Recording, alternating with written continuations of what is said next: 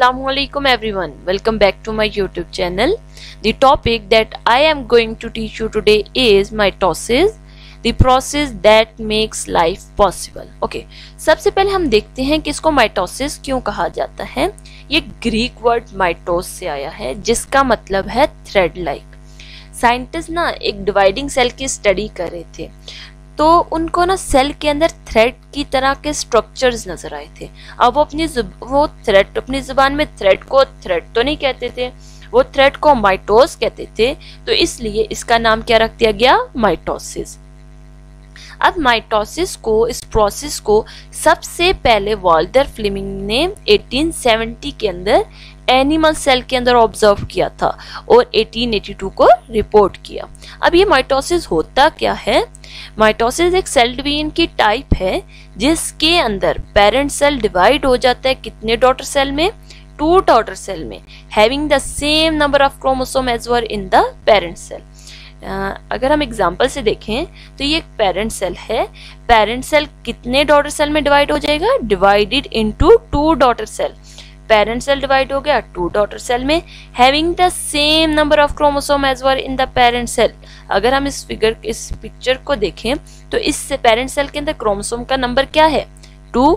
तो ये जो 2 डॉटर सेल बन रहे हैं इनके अंदर भी क्रोमोसोम का नंबर क्या है, 2। तो इस तरह की डिवीजन को क्या कहते हैं, माइटोसिस, जिसमें पेरेंट सेल 2 डॉटर सेल में डिवाइड हो और क्रोमोसोम का नंबर सेम उतना ही हो जितना के पेरेंट सेल में था। और ये जो डिवीजन है ये सोमैटिक सेल में टेक प्लेस करती है, मींस हमारी बॉडी के जितने भी सेल हैं उनके अंदर माइटोसिस हो रही है। ओके, अब ये जो माइटोसिस है ये 2 स्टेजेस में कंप्लीट होती है। First one karyokinesis and the other one is cytokinesis.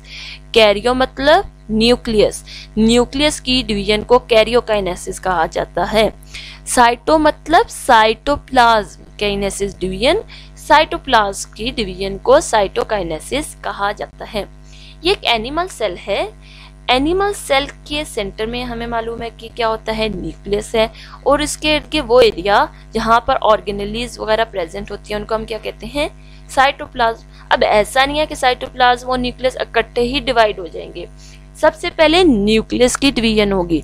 Nucleus 2 हिस्सों में डिवाइड नहीं हो जाएगा बल्कि क्रोमोसोम की सेपरेशन को न्यूक्लियस की डिवीजन कहा जाता है।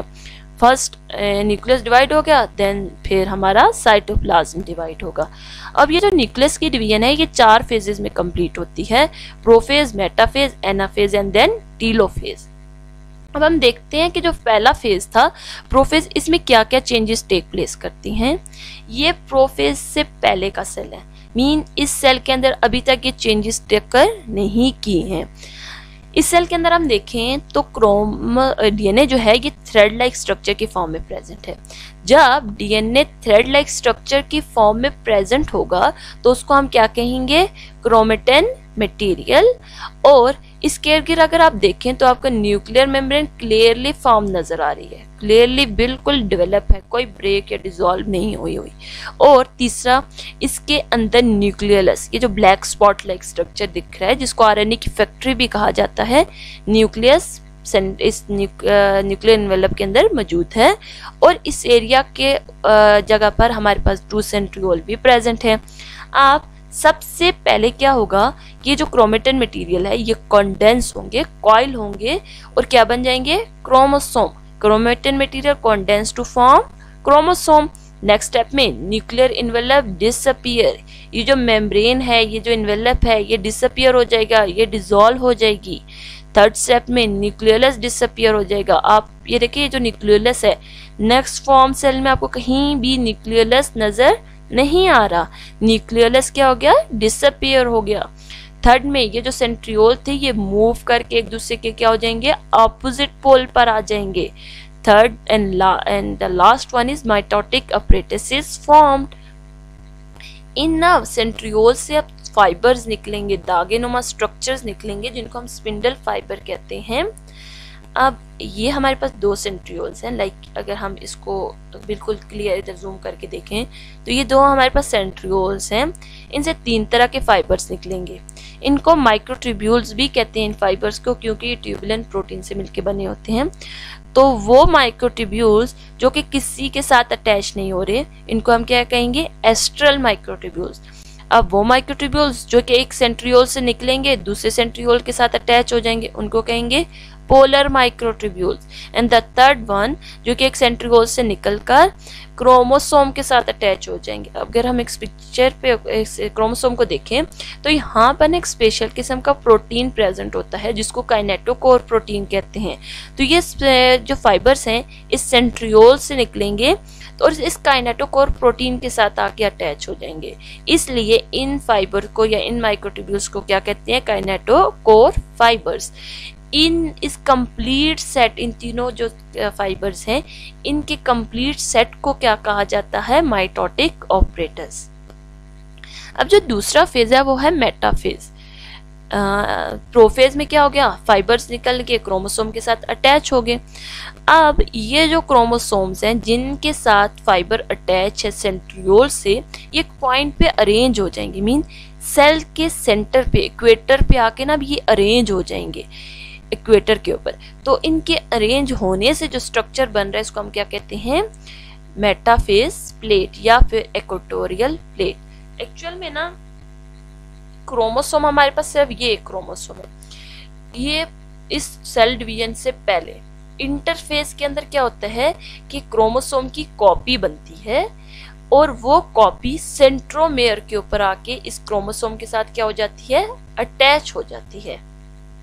अब नेक्स्ट फेज एनाफेज में क्या होगा कि ये जो फाइबर्स अटैच हैं क्रोमोसोम के साथ, ये कॉन्ट्रैक्ट करेंगे, स्ट्रेच करेंगे।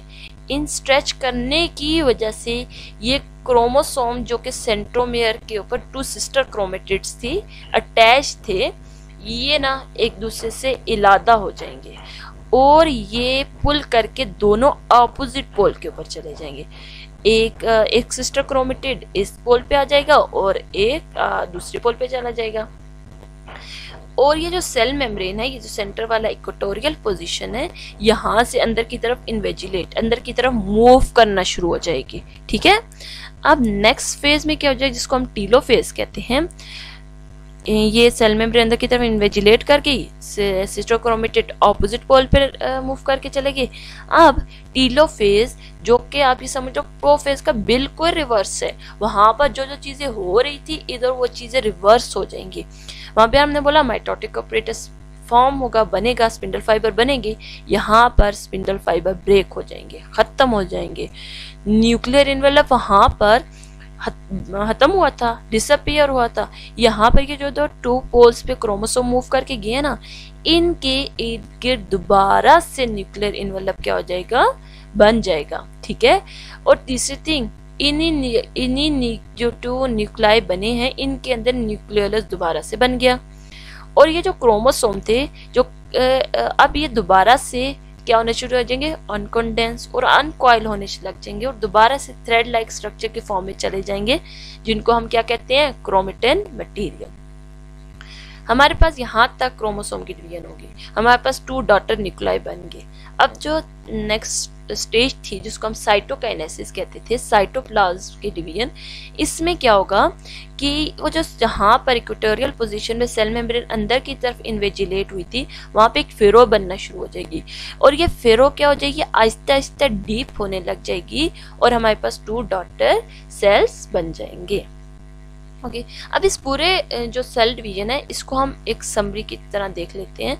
सबसे पहले इंटरफेज जो प्रोफेज से पहले वाला सेल था उसके अंदर जो क्रोमेटिन मटेरियल था प्रोफेज में वो क्या होने लग जाएगा, कंडेंस होकर क्रोमोसोम में कन्वर्ट हो जाएगा, न्यूक्लियोलस डिसअपियर हो जाएगा, न्यूक्लियर इन्वेलप डिसॉल्व हो जाएगी, सेंट्रियोल ऑपोजिट पोल पर चले जाएंगे और इनसे क्या अराइज होंगे, स्पिंडल फाइबर अराइज होंगे। मेटाफेज में स्पिंडल फाइबर जो अराइज हुए थे ये क्रोमोसोम के साथ आके अटैच हो जाएंगे और ये एक सिंगल क्रोमोसोम बोथ साइड से टू स्पिंडल फाइबर से क्या होगा, अटैच होगा और ये एक इक्वेटर प्लेट के ऊपर, मेटा प्लेट के ऊपर आके अरेंज हो जाएंगे।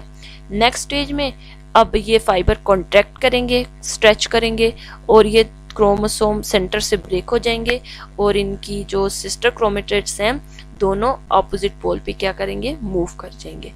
और सेंटर से सेल मेम्ब्रेन अंदर की तरफ मूव इन्वेजिलेट होना शुरू हो जाएगी।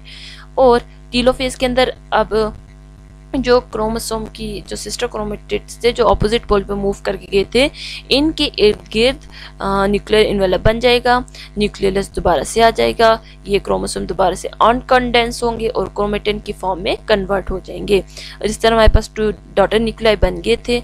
तो नेक्स्ट स्टेज में साइटोकाइनेसिस में क्या होगा, ये यहाँ पर फिरो बनेगी या इससे डीप होगी और हमारे पास सेल यहाँ से दो सेल्स में डिवाइड हो जाएगा। आई होप सो कि आपको टॉपिक समझ आया होगा। अगर आपका कोई भी क्वेश्चन है आप कमेंट बॉक्स में पूछ सकते हैं। ओके, अल्लाह हाफिज़।